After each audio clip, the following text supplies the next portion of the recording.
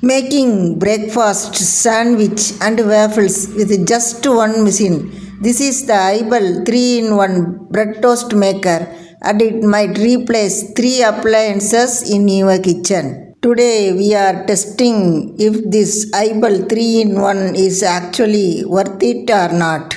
Inside you get the main unit, 3 plates, one for sandwiches, one for waffles and one for grilled toast. Build quality is solid plastic plus non-stick plates. And the best part, the plates are interchangeable. Just click and swap, takes 10 seconds. First, the sandwich plate. Bread in, veggies plus cheese. Close it.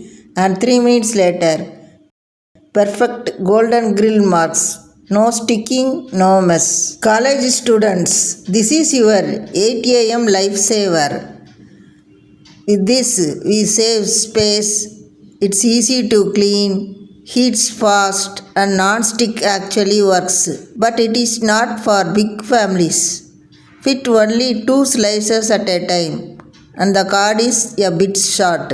Finally, if you live alone in a hostel or have a small kitchen, the Ibel 3-in-1 is 100% worth it. Thank you for watching. See you in the next interesting topic.